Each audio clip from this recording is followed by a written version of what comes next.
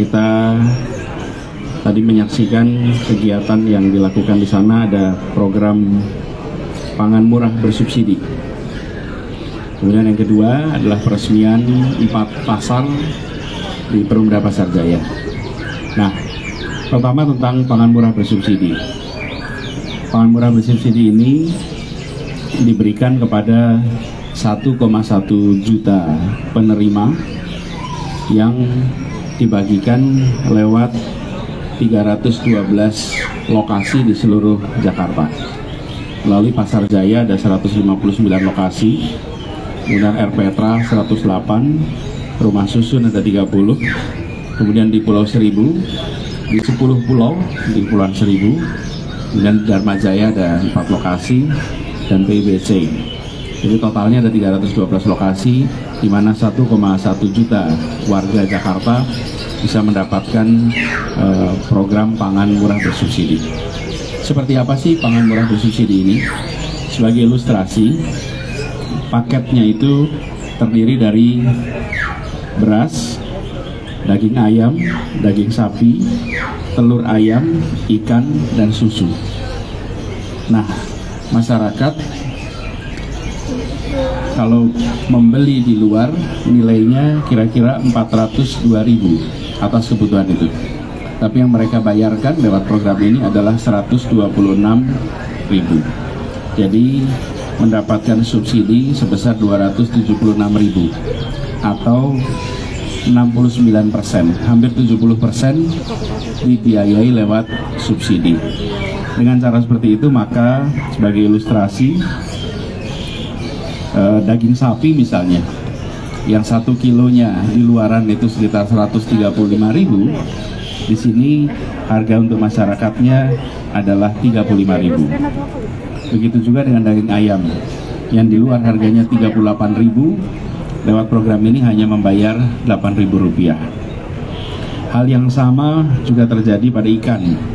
Ikan di luar sana harganya sekitar 47.000 dan masyarakat membayar 13.000.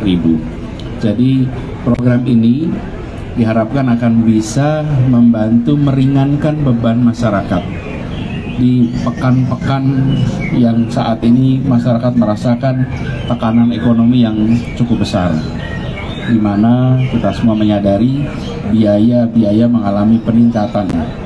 Nah, harapannya dengan program seperti ini, maka kelompok masyarakat di Jakarta yang memiliki daya beli masih rendah, mereka bisa melangsungkan kehidupannya dengan baik karena pemerintah hadir untuk membantu meringankan bebannya.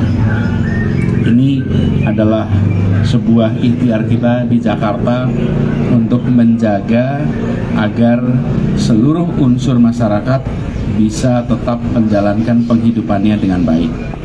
Di samping program subsidi ini, juga pengelolaan atas pasokan pangan yang dikerjakan oleh 3 BUMD kita, Dharma Jaya, Cipinang Food Station, dan Pasar Jaya.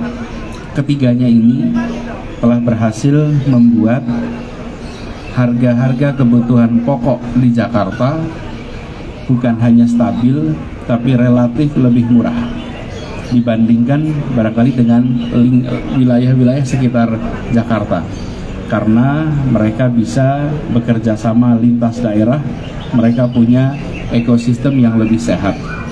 Ini insya Allah bisa menjadi sebuah model di mana ketika BUMD bekerja memastikan pasokan berjalan dengan baik, efisien, lalu masyarakat merasakan dampaknya. Jadi itu yang pertama terkait program pangan murah bersubsidi yang diselenggarakan tadi, yang saya lihat salah satu tempatnya di Cipinang Food Station. Kemudian yang kedua adalah peresmian pasar. Peresmian pasar ini ada 4 pasar: Pasar Cipinang Kebembem, Pasar Sawah Barat, Pasar Tanah Tinggi Poncol, dan Pasar Tebet Barat. Keempatnya telah tuntas dilakukan renovasi, dan tadi kami pesankan untuk sama-sama dijaga. dijaga bangunannya, dijaga kebersihannya, dijaga suasananya. Dan kepada para pengelola dan para pedagang, pastikan tempat ini nyaman bagi siapa saja yang datang. Nah, mengapa dilakukan peremajaan pasar-pasar?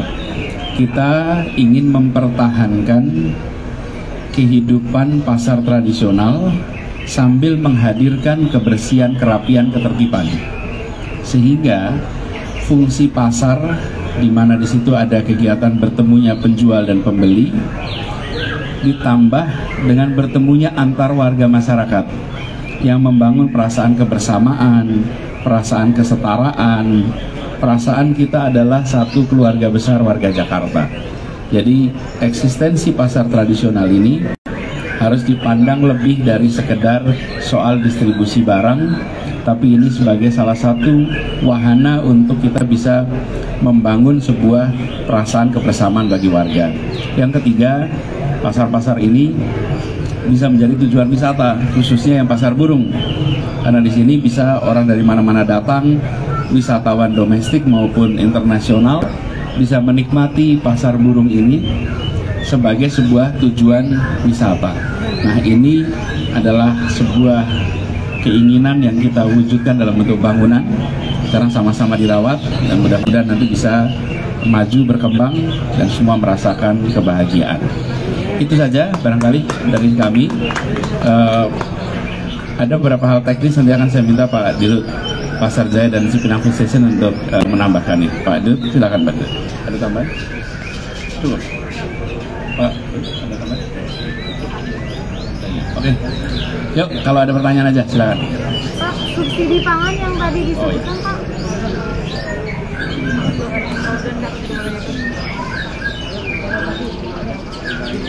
Ada tambahan nih dikit. Kompleks pasar induk Cipinang ini itu dilakukan revitalisasi, dan salah satu unsur revitalisasinya adalah membuat kawasan ini jalannya lebih baik, lebih rapi.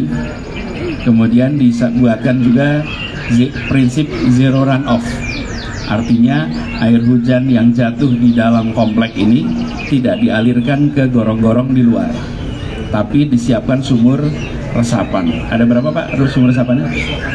583 sumur resapan. Jadi prinsip zero runoff artinya kalau ada air di luar sini, maka pasar induk bisa bilang kami tidak nyumbang air keluar, karena seluruh airnya dipertahankan di dalam pagar tapi diturunkan ke dalam tanah. Sumur resapan diterapkan. Lalu juga teman-teman bisa lihat di sini ada sebuah lokasi yang dibangun untuk para pekerja buruh di pasar induk ini, sehingga mereka lebih punya tempat tinggal yang lebih layak, yang tempat tinggal yang lebih nyaman dibandingkan yang sebelumnya. Itu beberapa tambahan dari revitalisasi pasar induk Cipinang. Oke, silakan. Subsidi pangan tadi Pak, itu berlangsungnya berapa lama atau pas lagi kenaikan harga aja Pak? Targetnya tuh siapa aja? Oke, satu itu. Yang kedua, apalagi? Biar sekalian aja jawabnya.